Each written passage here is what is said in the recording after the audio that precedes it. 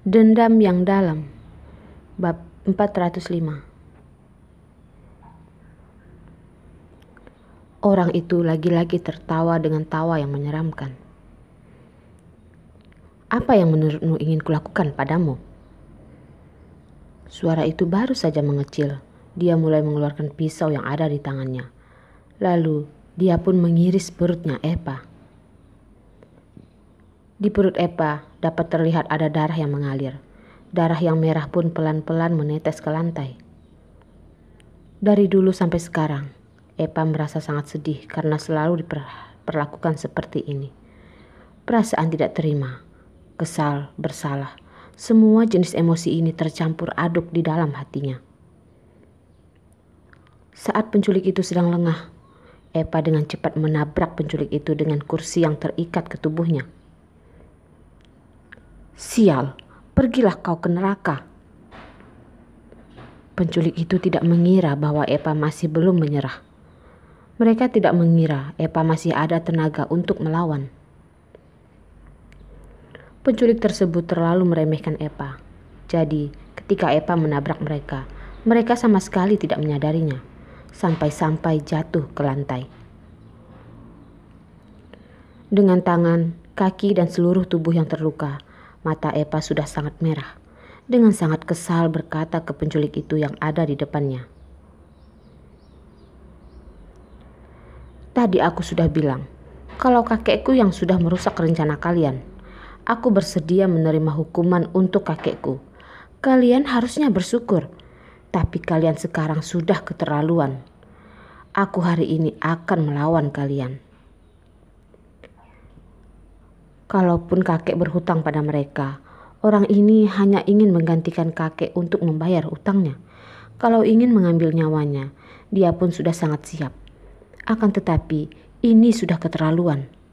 Epa sangat tidak terima diperlakukan seperti ini.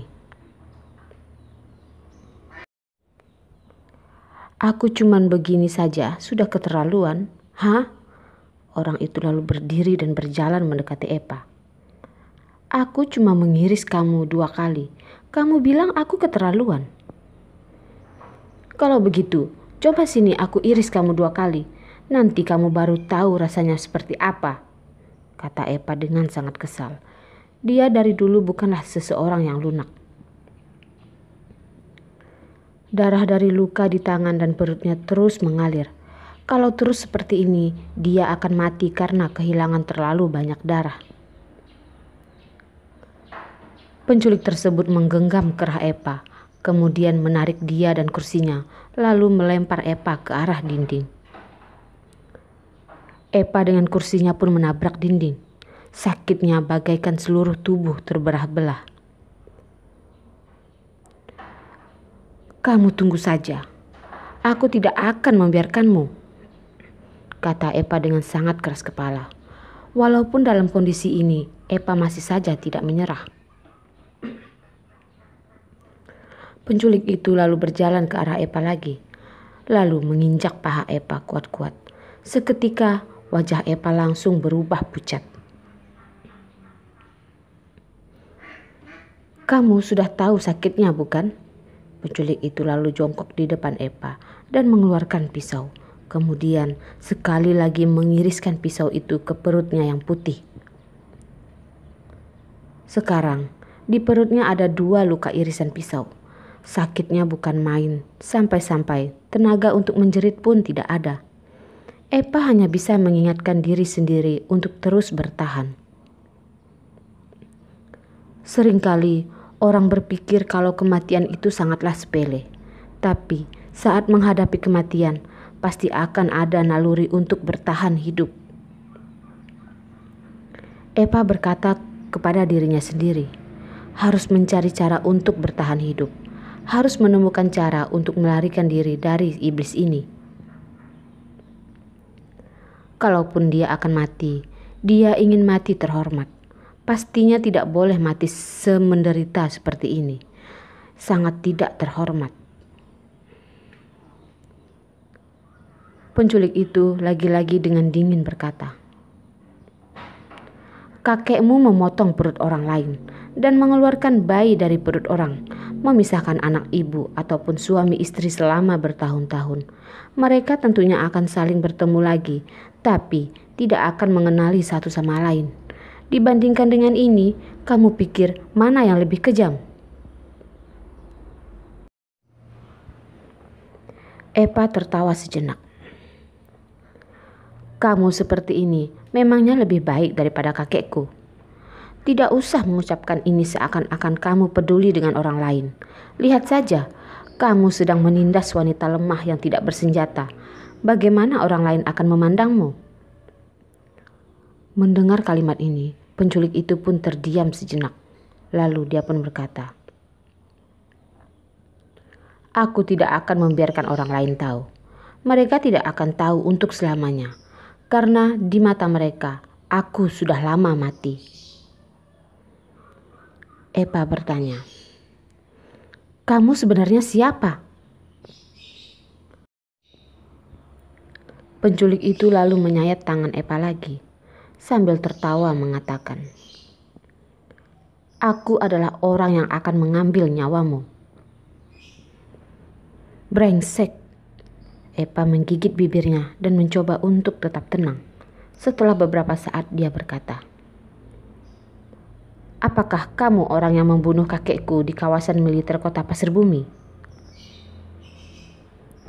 Ya, penculik itu menganggukkan kepala lalu berkata, hanya saja aku tidak mengira dia begitu tidak berguna. Aku hanya mencampur sedikit obat, lalu dia minum sedikit dan dia pun sudah mati. Epa sekali lagi bertanya, kamu sebenarnya siapa? Penculik itu tertawa sinis. Tidak peduli siapa aku, kamu tidak bisa kabur dariku. Bahkan jika ada Carson ataupun Darwin, mereka tidak akan bisa menemukan tempat ini. Ini di mana? Tanya Epa. Tidak usah repot-repot. Kalaupun kamu tahu, kamu bisa apa? Ponselmu sudah aku buang. Sekarang kamu lagi diikat. Menurutmu, kamu bisa apa? Kamu tidak berani bilang, kata Epa memprovokasi. Setelah memberitahu, terus bagaimana? Penculik itu sambil menunjuk ke atas. Beberapa meter di atas kita adalah Moonraper. Ayah dan ibu angkatmu, kakak adik, mereka semuanya sangat dekat denganmu. Tapi justru karena kamu sangat dekat dengan mereka, mereka tidak akan mengira kamu ada di sini. Sepertinya kamu sudah merencanakan ini bertahun-tahun, kata Epa. Tempat ini sebenarnya aku siapkan untuk kepala keluarga Tanjaya, sambil menunggu suatu saat untuk menghancurkannya. Kalimat terakhir diucapkan oleh si penculik dengan penuh kebencian.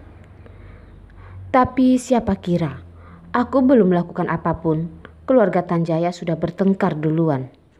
Haha, aku benar-benar tidak kepikiran kalau orang tua itu yang sudah sangat lama berpura-pura menjadi orang tua idaman, pada akhirnya juga menunjukkan sifat aslinya. Dia harusnya sampai mati pun tidak mengira kalau Carson terlepas dari didikannya dan asuhannya selama bertahun-tahun, pada akhirnya pun membalas dendam kepada kakeknya. Benar-benar imbalan yang tidak sesuai. Epa tertawa dan bertanya, apa yang kakekku pernah lakukan kepadamu sampai kamu sangat ingin menyingkirkannya? Dia hampir membunuhku. Nyawaku masih ada, tetapi wajah ini sudah dihancurkannya. Penculik itu lalu melepas handuk di wajahnya. Epa pun melihat wajah penculik itu dan terlihat ada luka bakar yang sangat menjijikkan. Kecelakaan mobil. Mobil itu meledak setelah jatuh dari tebing. Di dalam mobil ada 3 orang. 2 orang mati karena ledakan. Hanya aku yang selamat. Penculik itu dengan makin semangat berkata, aku tahu itu bukanlah kecelakaan. Setelah cedera itu aku pergi mencari tahu apa yang sebenarnya terjadi. Setelah mencari tahu, aku tahu siapa yang melakukannya. Tapi aku tidak bisa mendekati orang itu. Dia menetap di Amerika. Dia hanya pulang setiap tahun baru. Tiap kali dia pulang selalu ditemani banyak pengawal.